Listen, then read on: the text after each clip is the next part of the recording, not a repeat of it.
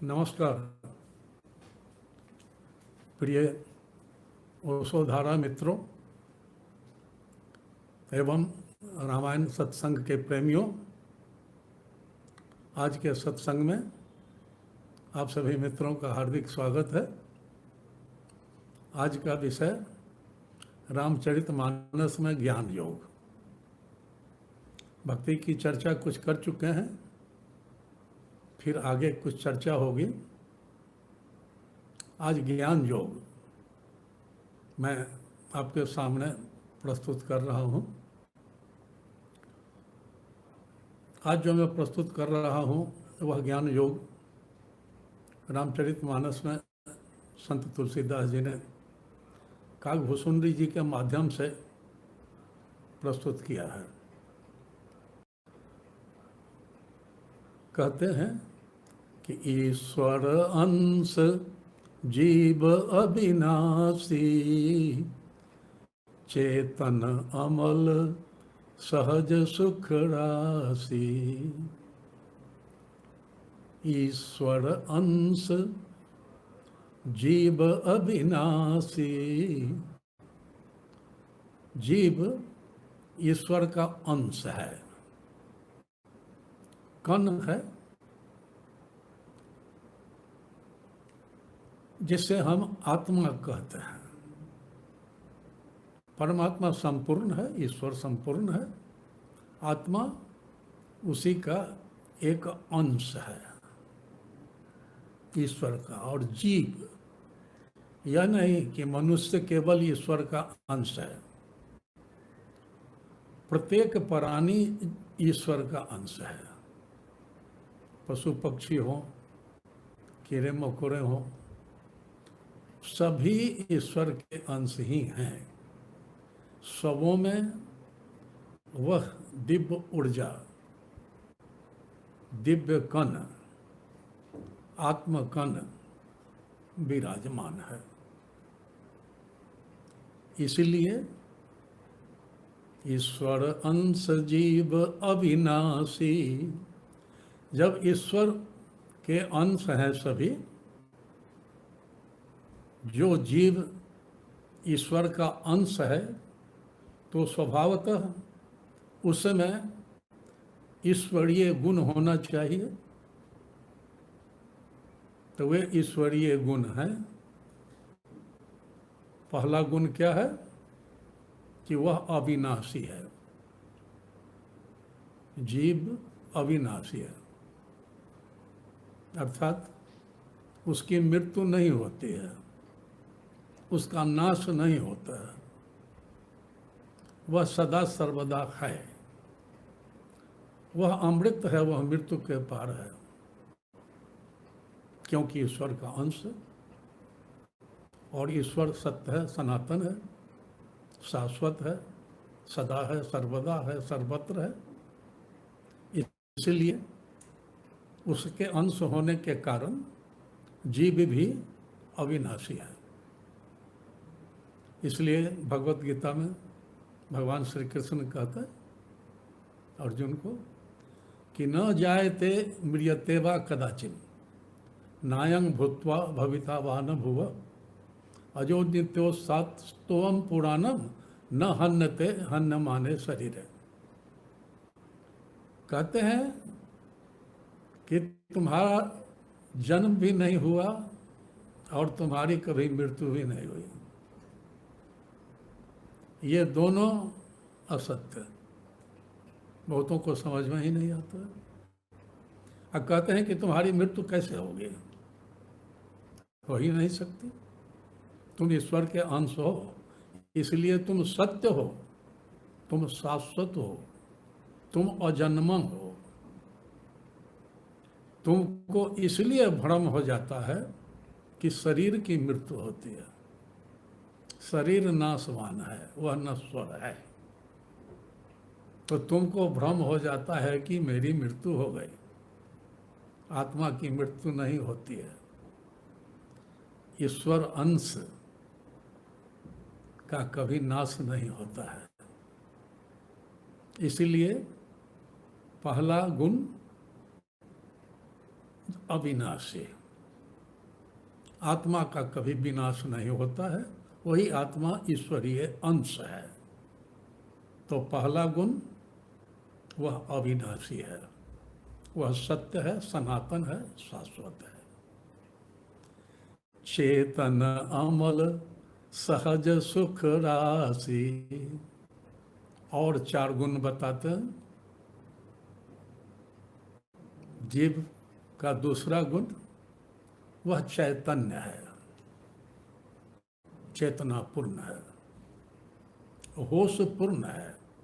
उसी चैतन्य को जागरूकता कहते हैं, जागृति कहते हैं, जागरण कहते हैं, अवेयरनेस कहते हैं, और ऊंचे शब्द में कॉन्शसनेस कहते हैं, चेतन कहते हैं।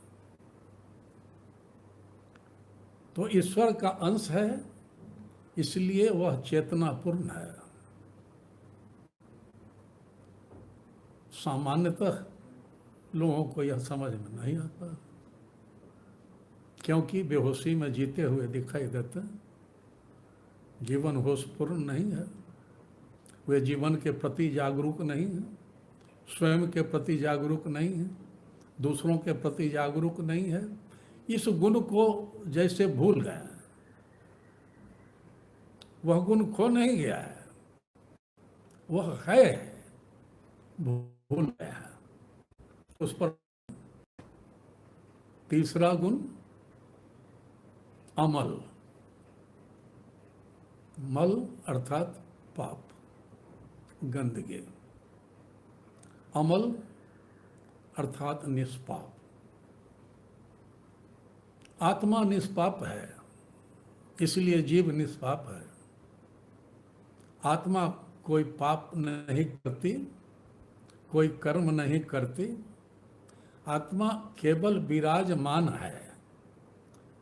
शरीर कर्म करता है, इंद्रियां कर्म करती हैं, मन कर्म करता है, आत्मा कर्म नहीं करती है। वह शारीरिक कर्म हो कि मानसिक कर्म हो कि हार्दिक कर्म हो, इंद्रियगत कर्म हो, आत्मा किसी में सम्मिलित नहीं रहती है। वह उपस्थित है, सम्मिलित नहीं है, इसलिए वह साक्षी है। आत्मा की यह भी एक परिभाषा है। भगवान कृष्ण कहते हैं भगवद गीता में कि यथा सर्वगतम सूक्ष्म्यात् आकाशम नोपलिप्यते सर्वत्र अवस्थितो देहे तथात्मा नोपलिप्यते। कहते हैं आकाश जिस प्रकार सर्वत्र व्याप्त है, असीम है, अनंत है, और किसी में सम्मिलित नहीं है, वह साक्षी है। बादल जा रहे हैं, पक्षी उड़ रहे हैं, हवाई जहाज गुजर रहे हैं, सारी घटनाएं उसके सामने, उसके अंतर्गत हो रही हैं, लेकिन आकाश किसी में शामिल नहीं है।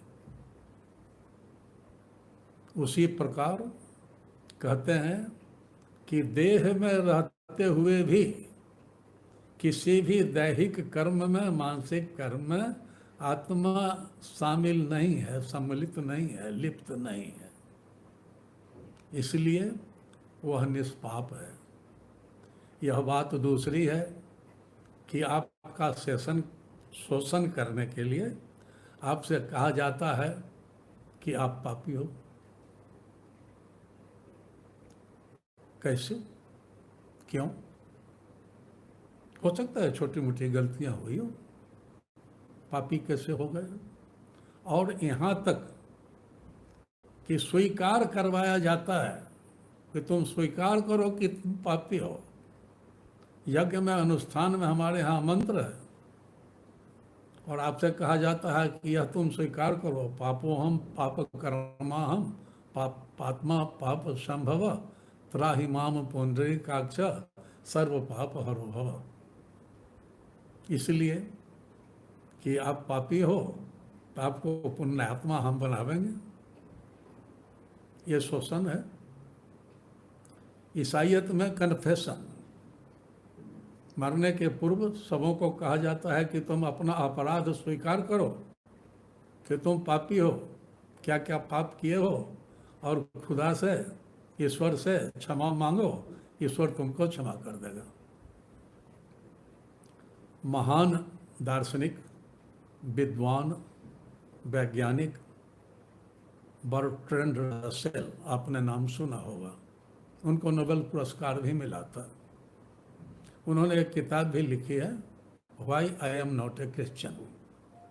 उसमें बहुत सारे ऐसे प्रश्न उन्होंने उठाया और उनको कितना भी कहा गया, समझाया गया कि मृत्यु के पूर्व कि तुम कन्फेशन करो, अपराध स्वीकार करो, पाप स्वीकार करो, क्षमा मांगो। उन्होंने कहा कि मैंने कोई पाप किया ही नहीं, तो स्वीकार क्या करूं, क्यों करूं? ये गलत परंपरा है, ये गलत बात है। लेकिन पापी कहकर शोषण किया जाता है।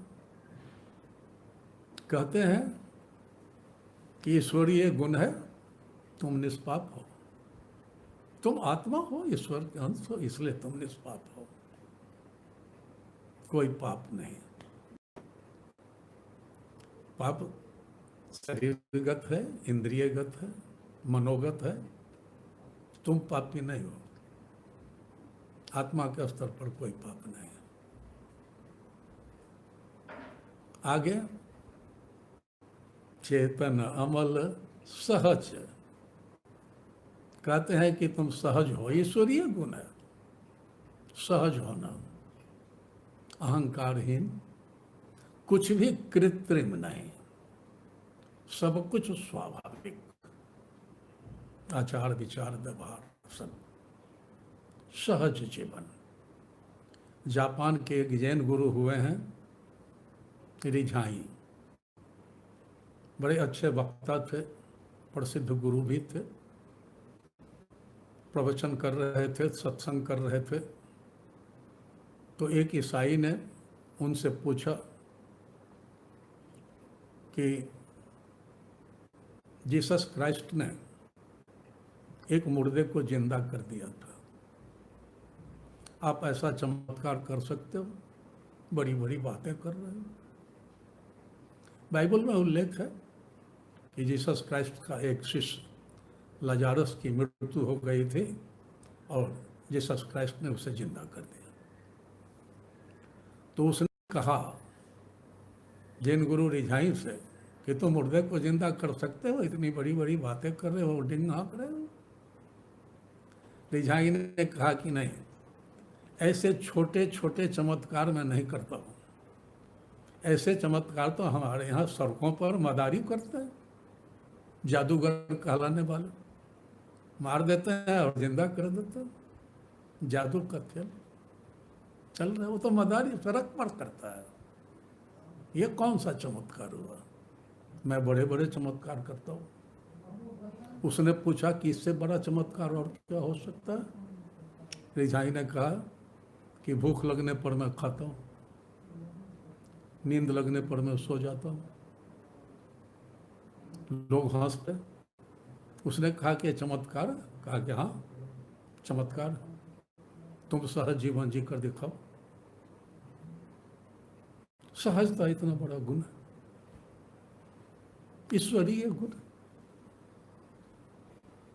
और पांचवा गुण सुख राशि, सुख का खजाना, महासुख। आनंद आपका स्वभाव है। परमात्मा को कहते हैं ना सचित आनंद। परमात्मा सत्य है, शाश्वत है, सदा है, सनातन है। वह चित्त है, चैतन्य है, चैतन्य। वह चैतन्य है, वह आनंद है, सचित आनंद। तो सचितानंद के गुण अंश में है। ईश्वर अंश जीव अविनाशी, चेतन अमल सहज सुख राशि। लेकिन ये गुण दिखाई कहाँ दे रहे हैं? क्यों नहीं दिखाई दे रहे हैं? इस प्रकार आप जी क्यों नहीं रहे हैं? सो माया बस भयउ गुसाई, बंध्यो कीर मरकट की नाई। कहते हैं कि वह जीव ईश्वर का अंश, इतने गुणधारी, और वो माया के चक्कर में फंस गया। सो माया बस भयउ गुसाई, माया के अधीन होने के कारण बंधो कीर मरकट की नाई, अपने को उसने सुग्गे की भांति बांध लिया, बंदर की भांति बांध लिया। बंध्यो कीर, कीर कहते हैं सुग्गा, पैरोट पक्षी को, मरकट कहते हैं बंदर को। कि इस जीव ने, इस मनुष्य ने माया के अधीन हो जाने के कारण अपने को सुग्गे की भांति बंधन में बांध लिया, बंदर की भांति बंधन में बांध लिया। माया के वश में हो जाने के कारण। माया के बारे में अलग से किसी दिन बात करेंगे, क्योंकि लक्ष्मण जी का वह प्रश्न लंबित है कि ब्रह्म क्या है, जीव क्या है, माया क्या है, जगत क्या है। ये सारे प्रश्न वेदांत के हैं, तो रामचरित में वेदांत दर्शन क्या है अलग से कभी चर्चा करेंगे। माया परमात्मा की ही शक्ति है, और उसी शक्ति से सृष्टि का निर्माण होता है और संचालन होता है। इसलिए गुरु नानक देव जी परमात्मा को हुक्मी कहते हैं, हुक्म देने वाला। माया को हुक्म कहते हैं, ये हुक्म है, हुक्म ही परमात्मा। तो माया वह शक्ति है जो सृष्टि का निर्माण करती है, सृष्टि का संचालन करती है। माया लीला चलाती है, लीला करती है, इसलिए कहते हैं कि यह जगत लीला है। और उस लीला में फंस जाने के कारण मनुष्य ने अपने को सुग्गे की भांति और बंदर की भांति बांध लिया। ये दो उदाहरण देते हैं और बड़े अच्छे उदाहरण देते हैं। सुग्गे को शिकारी कैसे पकड़ता है? पक्षी को पकड़ने वाले को बहेलिया कहते हैं। वो बहेलिया बगीचे में जाकर, जंगल में जाकर सर्वेक्षण करता है कि सुग्गे झुंड के झुंड कब आते हैं, किधर से आते हैं, किधर को जाते हैं, क्योंकि सायंकाल वे सभी एकत्र होते हैं, प्रातःकाल वहाँ से फिर प्रस्थान करते हैं। इसकी जानकारी लेकर बहेलिया वहाँ पर उचित स्थान पर दो पेड़ों के बीच में एक मजबूत धागा बांध देता है और कुछ नहीं करता। केवल एक मजबूत धागा दो पेड़ों के बीच में बांध देता है। जब सुग्गे एकत्र होते हैं, बड़ी संख्या में आते हैं, तो बहुत सारे सुग्गे उस धागे पर बैठ जाते हैं। तो धागे पर बैठने पर वहाँ तो रुकने जैसी स्थिति नहीं है, आधार नहीं है, पतला धागा है, हिलने डुलने वाला है। बस जैसे ही सुग्गा बैठता है बस वह उलट जाता है, बस उलट जाता है। भयभीत होकर वह जोर से उस धागे को पकड़ लेता है, दोनों चंगुल से, भयभीत होकर। मृत्यु का भय, जब गिर जाएंगे, मर जाएंगे, ये क्या हो गया, नहीं कुछ समझ में आया, और जोर से उस धागे को पकड़ लिया और चिल्ला रहे हैं जैसे बचाओ बचाओ बचाओ।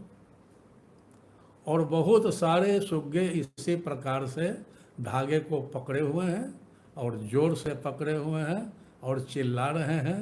बहेलिया को तो कुछ करने की आवश्यकता ही नहीं है, वह झोले लेकर आता है और सुग्गे को बारी बारी से पकड़ पकड़ कर अपने झोले में रखता चलता।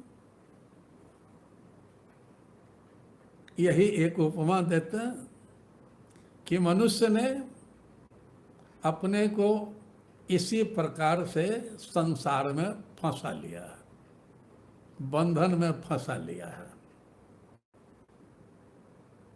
यह तो ऐसा हुआ कि कोई चिल्ला रहा है बचाओ बचाओ, जब आप पहुंचते हैं तो देखते हैं कि उसने किसी पिलर को पकड़ लिया है और चिल्ला रहा है कि बचाओ। आप पूछते हैं कि क्या समस्या है, क्या बचाना है, क्या हुआ? तो वह बताता है कि इस पिलर ने मुझको पकड़ लिया। आपको हंसी आती है? वैसे ही गुरुओं को हंसी आती है, ऋषि मुनियों को हंसी आती है मनुष्य का रोना धोना देखकर कि यह दुख है, यह शिकायत है, यह चिंता है, यह परेशानी है, यह भय है, ऐसे हम समस्या ग्रसित हैं, पकड़ लिया है। अब आप कहते हैं कि अरे पिलर को छोड़ दो, हटो। वो कहता है कि नहीं, पिलर को तो नहीं छोड़ेंगे, पिलर को छोड़ेंगे कहीं घर गिर जाए। और हमारी परंपरा भी, हमारे पिताजी इस पिलर को पकड़े रहते थे, दादाजी पकड़े रहते थे, तो हम कैसे छोड़, इसे हम नहीं छोड़ सकते। तब फिर रोना धोना करो, स्वयं ही तुम पकड़े हो। इसलिए जो लोग कहते हैं कि संसार ने पकड़ लिया है, नहीं, उन्होंने संसार को पकड़ लिया और उसे छोड़ने के लिए तैयार नहीं है। और रंग बिरंग के बहाने हैं, मन के बहाने हैं, यह काम है, वह काम है, ऐसा है, वैसा है। संसार को जोर से पकड़े, चिल्ला भी रहे हैं, रो भी रहे हैं, शिकायत भी कर रहे हैं, दुख का वर्णन वृत्तांत सुने, अकथ कहानी की जैसे कर रहे, लेकिन छोड़ेंगे नहीं, पकड़े नहीं। दूसरा उदाहरण बंदर का दे रहे हैं। बंदर को कैसे शिकारी पकड़ता है कि जहाँ बंदर घूमते हैं, झुंड में घूमते हैं, और एक उनका प्रमुख रहता है, नेता, ग्रुप लीडर के जैसा। तो सारे बंदर भोजन प्रेमी होते हैं और भोजन की सुगंध से आकर्षित होते हैं। कहीं जाते हैं झुंड में तो पहले भोजन ही खोजते हैं। तो शिकारी एक मजबूत लोहे का घड़ा ले आता है, उस घड़ा को जमीन के अंदर डाल देता है, घड़ा का मुंह ऊपर खुला रहता है और उस घड़े को लोहे की कड़ी से बांध देता है, मजबूती से, चेन से, कि जल्दी हिले डुले नहीं, उखड़े नहीं। और आपने देखा होगा घड़ा का मुंह छोटा होता है, तो उस घड़े में सुगंधित भोजन डाल देता है। जब बंदर आते हैं तो उस सुगंध को सूंघते हुए, खोजते हुए उस घड़े के पास पहुंच जाते हैं और देखते हैं कि घड़े के अंदर, वाह वाह क्या स्वादिष्ट भोजन है।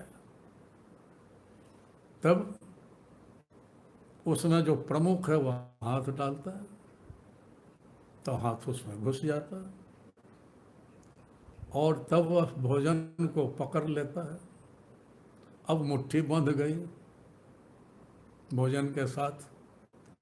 अब हाथ जब बाहर निकालना चाहता है तो घड़े का मुंह तो छोटा होता है, अब हाथ तो बाहर निकल ही नहीं सकता, तो वह खींचता है, जोर लगाता है, घायल हो जाता है, लहूलुहान हो जाता है, लेकिन मुट्ठी खोलता नहीं है, उस भोजन को छोड़ता नहीं है, पकड़े रहता है। फिर शिकारी आकर उस बंदर को पकड़ लेता है। मुट्ठी खोलकर वह हाथ निकाल सकता था, भाग सकता था, लेकिन नहीं, ऐसा उसने नहीं किया। इसलिए माया से उपमा दे रहे हैं कि सो माया बस भये गोसाई, बंध्यो कीर मरकट की नाही। माया, ये संसार माया है, शरीर माया है, जो आकार है, दृश्य है, वह माया है। इसलिए भगवान कृष्ण कहते हैं कि जन्म भी माया है और मृत्यु भी माया है। ये दोनों माया के दो छोर हैं, हिस्से हैं, सत्य नहीं है। माया को अंग्रेजी में एल्यूजन कहते हैं, भ्रम। जो नहीं है लेकिन दिखाई पड़ती,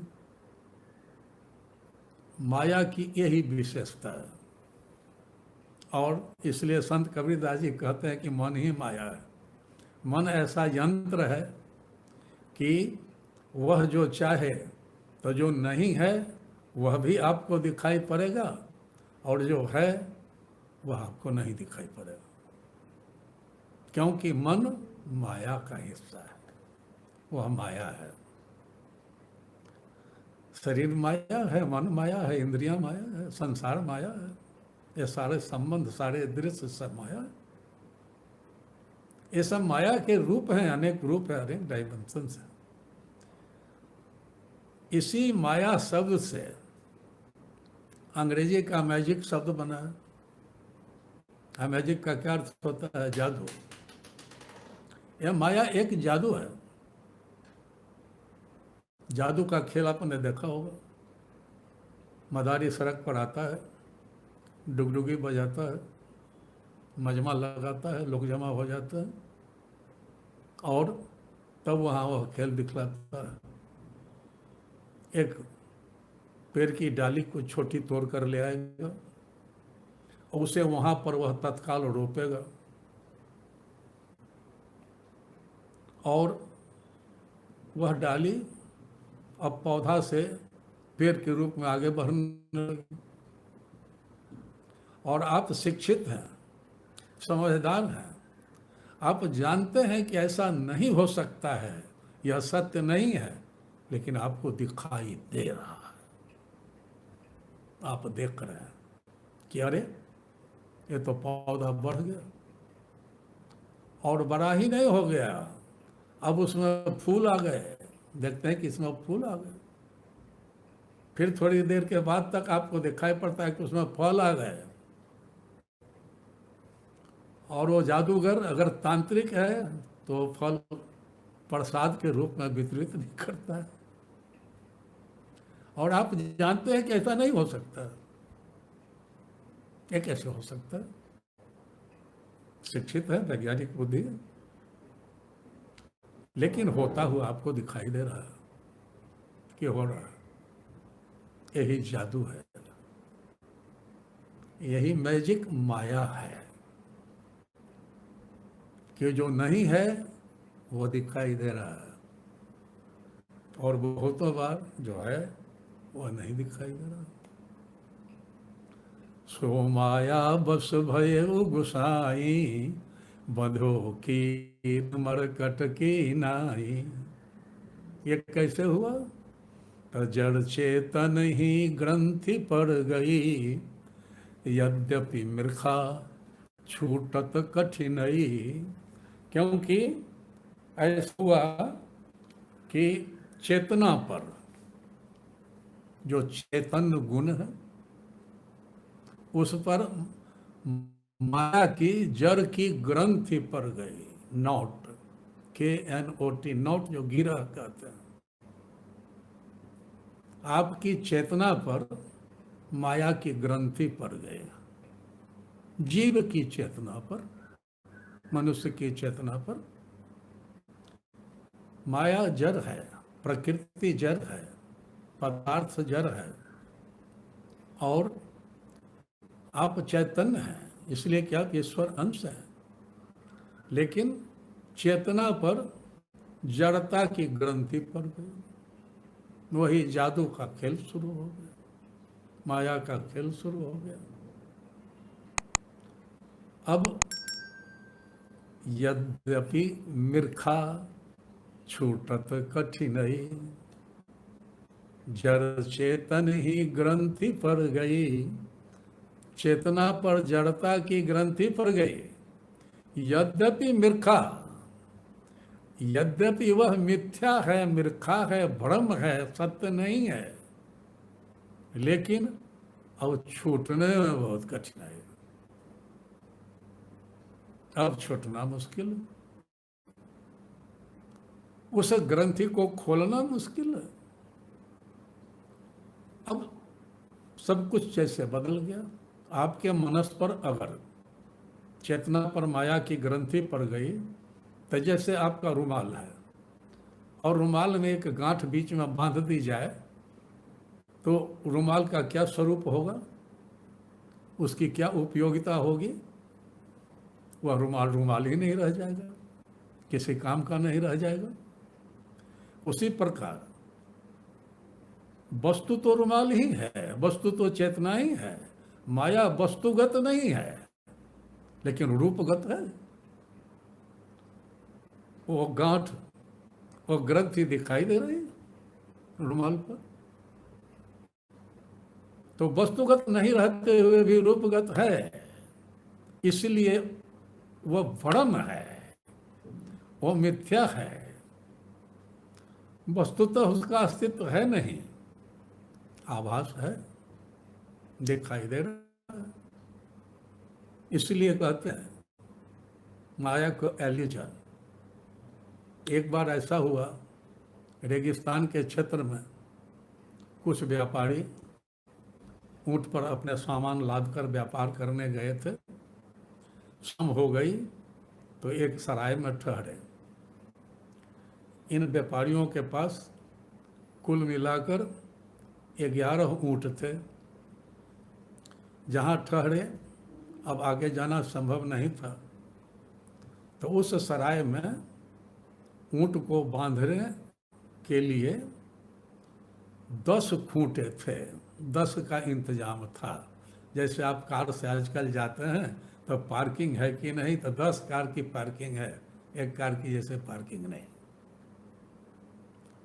तब कहाँ रखोगे, कहीं बाहर में रखोगे।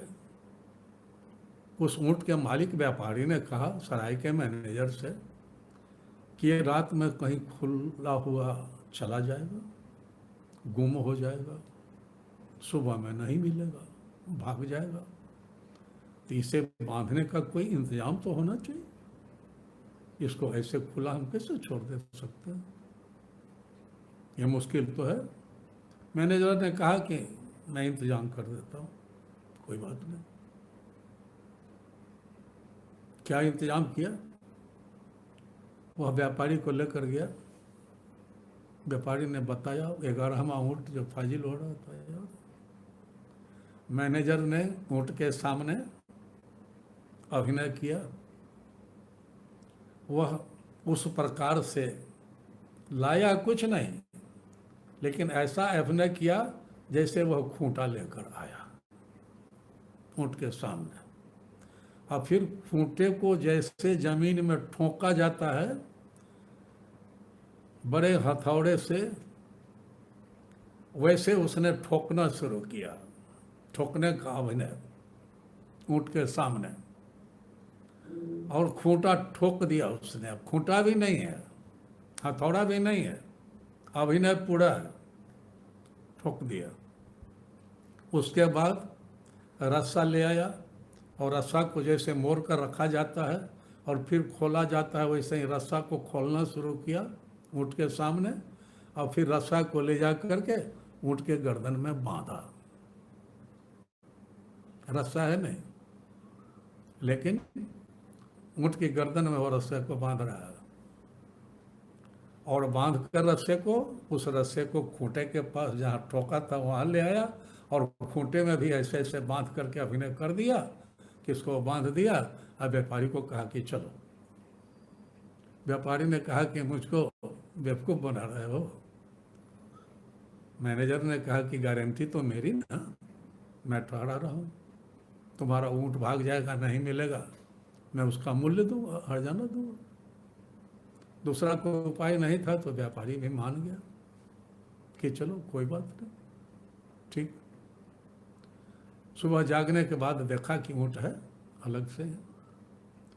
जब सभी व्यापारी प्रस्थान करने के लिए तैयार हुए तो वह ऊँट बैठा आराम फरमा रहा था, वह बैठा ही हुआ था, और व्यापारी के इशारे करने पर, ठोकर मारने पर वो उठ ही नहीं रहा था।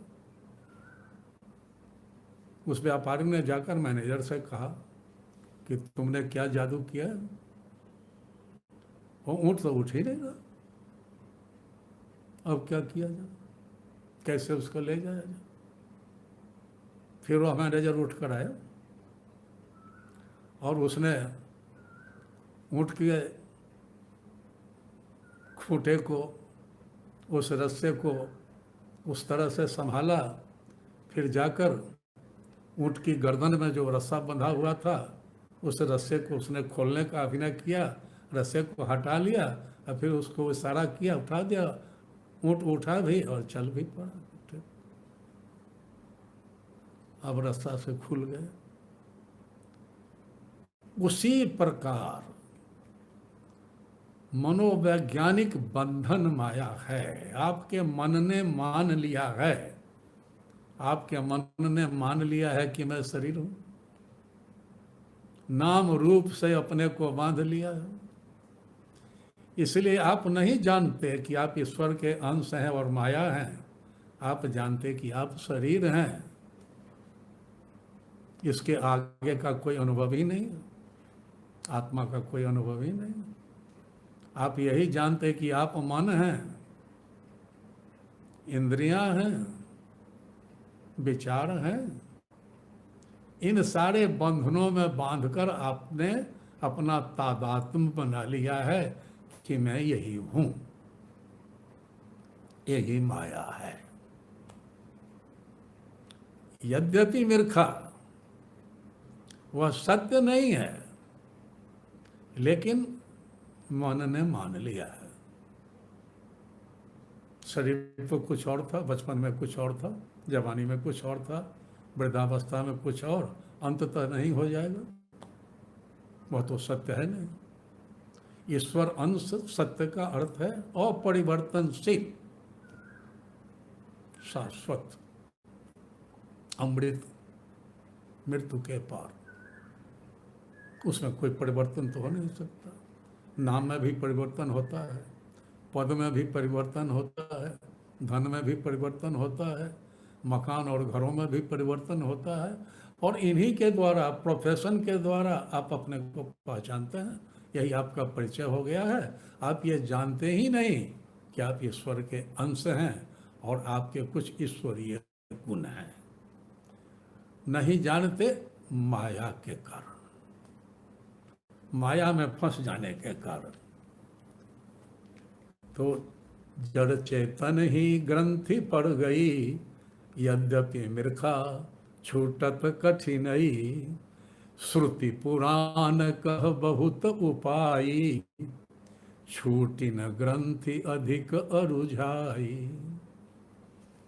कहते हैं कि वेद और पुराण, ऋषि और मुनि, ज्ञानी और संत, गुरु, सदगुरु, ये सभी बहुत सारे उपाय बता रहे हैं, लेकिन कोई उपाय जैसे काम नहीं आ रहा है। वेदों के द्वारा, उपनिषदों के द्वारा, पुराणों के द्वारा, ब्रह्मसूत्र के द्वारा, भगवत गीता के द्वारा, अन्य धर्म शास्त्रों के द्वारा आपको बहुत सारे उपाय बताए गए, समझाया गया कि ब्रह्म क्या है, जीव क्या है, माया क्या है, लेकिन आप माया मुक्त नहीं हुए। छुटकारा कहाँ मिला? और जो अधिक पढ़ गए उनको और अधिक उलझन है समझने में, क्योंकि बहुत बार ऐसा होता है कि ज्ञान मार्ग का दृष्टिकोण कुछ अलग है, भक्ति मार्ग का दृष्टिकोण कुछ अलग है, और दोनों में विरोधाभास हो सकता है। इसलिए बहुत सारे ऐसे मित्र हैं कि ओशो को उन्होंने बहुत पढ़ा। मैंने भी ओशो की पुस्तकें 500 पढ़ चुका हूँ, लेकिन बहुत मित्रों को मैंने देखा कि वो विरोधाभास उनको समझ में ही नहीं आया, इसलिए वो भ्रमित हो गए कि यह सही है कि वह सही है, दोनों सही है या उनको समझ में ही नहीं आया। और गुरुओं ने, ऋषियों ने, संतों ने, ज्ञानियों ने बड़ी कृपा की, बहुत बताया। और हमारे हिंदू धर्म शास्त्रों की संख्या तो और अधिक है। प्रसंगवश मैं आपको बताऊं कि हमारे धर्म शास्त्रों में करीब 1,00,000 श्लोक, कि 1,00,000 संकेत है माया से मुक्त होने के लिए। 1,00,000 श्लोकों में लगभग 80,000 श्लोक गौनी भक्ति, कर्म कांड, पूजा पाठ, स्तुति जाप, अनुष्ठान, यज्ञ, हवन वगैरह से संबंधित हैं, कर्म कांड से संबंधित हैं, लगभग 80,000 श्लोक। उपरांत करीब 16,000 श्लोक साधना के लिए मार्गदर्शन है, ज्ञान मार्ग, भक्ति मार्ग दोनों मिलाकर। आध्यात्मिक साधना ऐसे ऐसे करो, 16,000 श्लोक हैं जो संस्कृत भाषा में है, उसकी चर्चा मैं कर रहा हूं।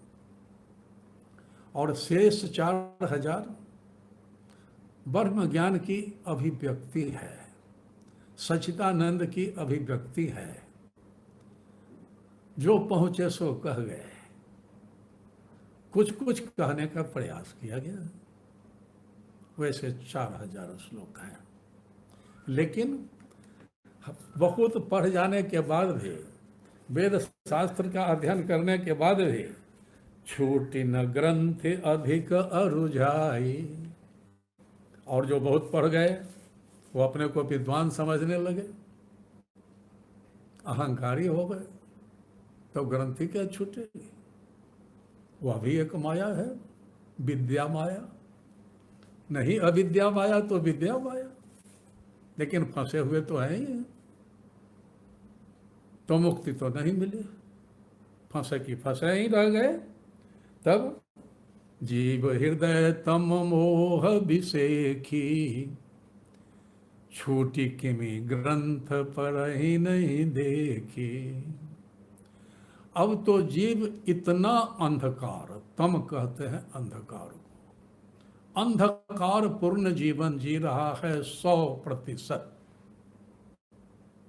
अज्ञान में जी रहा है, 100% माया में जी रहा है।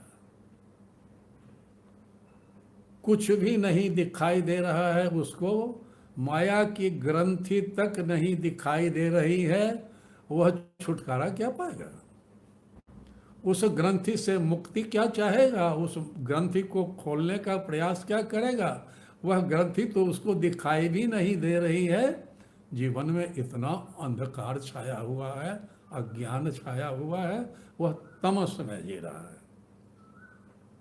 जीव हृदय तम मोह विषेकी, अंधकार माया मोह में 100% जी रहा है।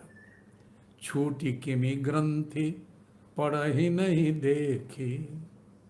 और ऐसे ही लोगों की संख्या अधिक है। आपको प्रतिदिन ऐसे लोगों से मुलाकात होती होगी, और कभी संयोगवश यदि आप ब्रह्म चर्चा करते होंगे, धार्मिक चर्चा करते होंगे, आध्यात्मिक संकेत देते होंगे, वो तुरंत उसको रद्द करते होंगे, स्वयं वहाँ से खिसक जाते होंगे, या आपको चुप कर देते होंगे कि क्या फालतू बात करते हो, समय बर्बाद करते हो। 100% वो अंधकार में जी रहा है। सामान्य दशा यही है। तब अस संजोग ईस जब करही, परमात्मा जब ऐसी कृपा करता है, ऐसा संजोग पैदा करता है, अस संजोग ईस जब करही, तब ही कदाचित से निरुअरहि। इसे भगवान दत्तात्रेय कहते हैं कि जब तक ईश्वर की कृपा नहीं होती तब तक यह प्रश्न ही नहीं उठता कि मैं कौन हूं, कि स्वयं को भी पहचाने कि मैं ईश्वर अंश जीव अविनाशी हूं। यह प्रश्न भी नहीं उठता। ईश्वर की जब कृपा होती है तब यह प्रश्न उठता है। तो इसलिए जिस पर ईश्वर की कृपा होती है वही धर्म से जुड़ता है। इसलिए भक्ति की चर्चा के दौरान आपने सुना कि जिस पर परमात्मा की कृपा होती है वही सत्संग में भी जाता है। यही कली काल में उबड़े सोई, जा पर कृपा राम की होई।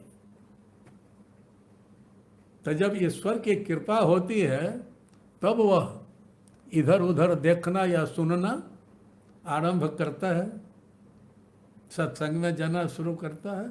और संयोग की बात हो रही है। संयोग एक संभावना है।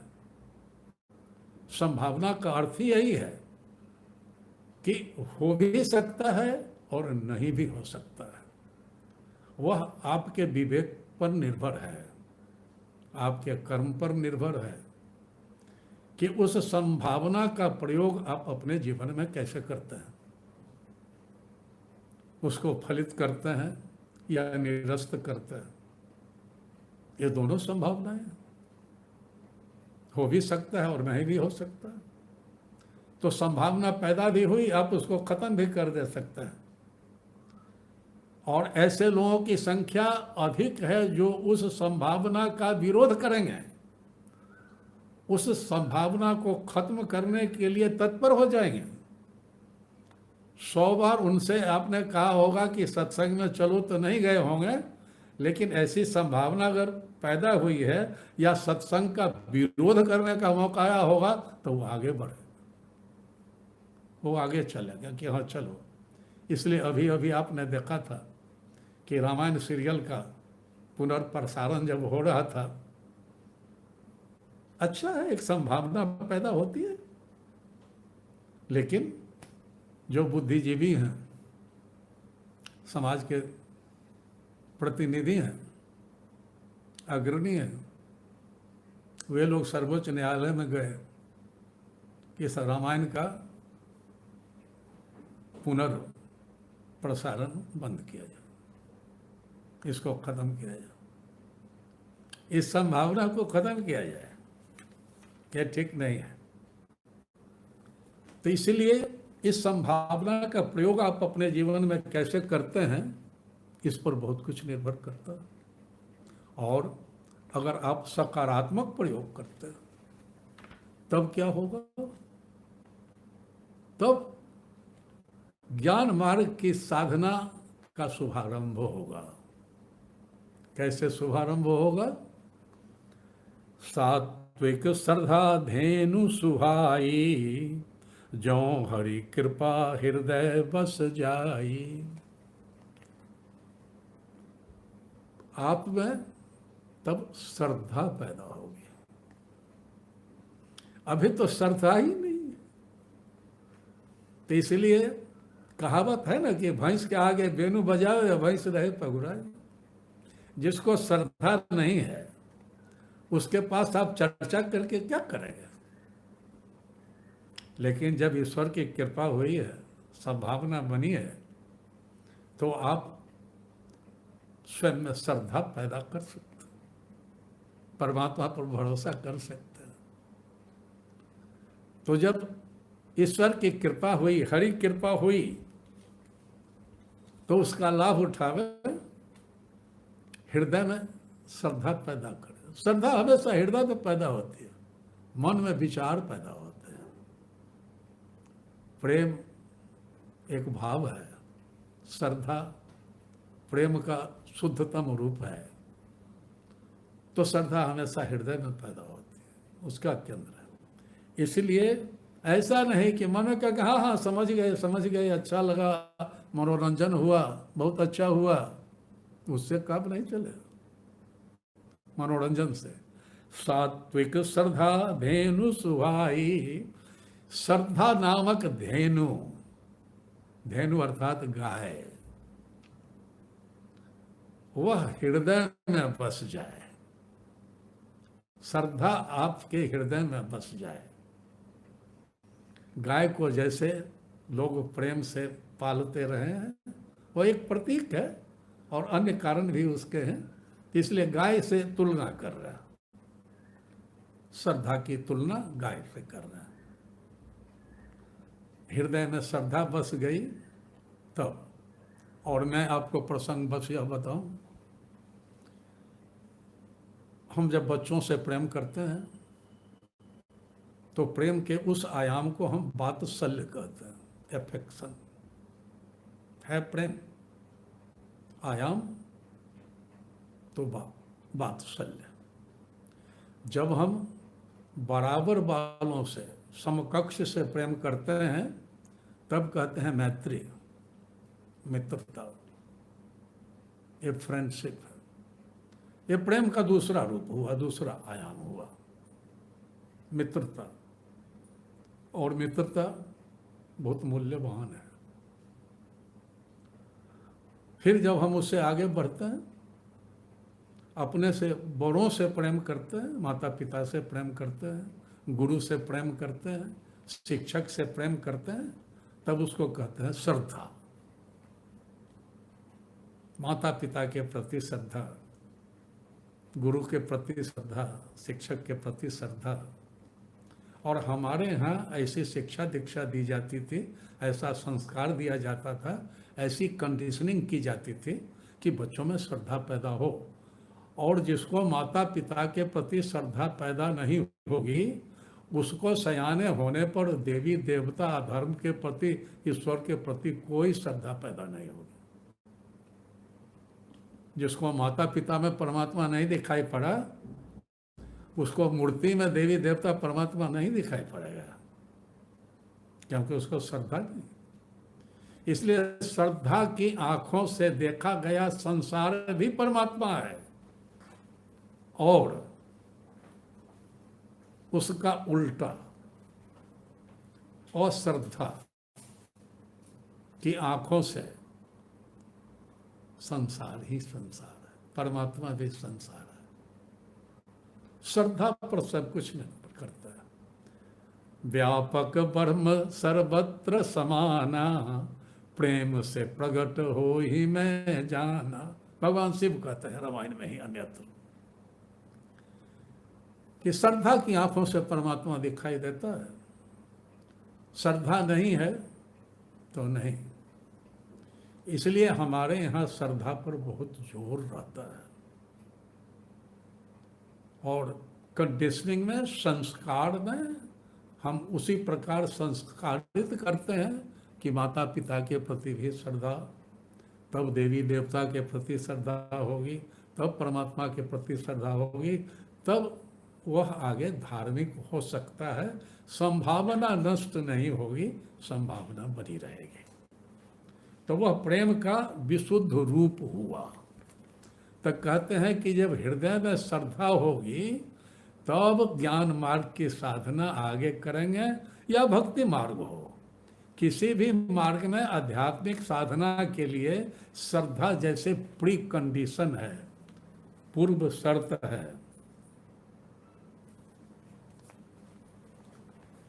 तो इसलिए श्रद्धा पर बहुत जोर है।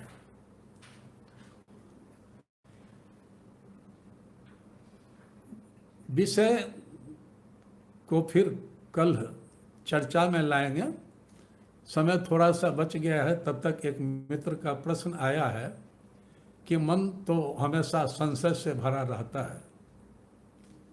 यह मन का स्वभाव है। मन चंचल है स्वभाव से, और मन के कई आयाम हैं।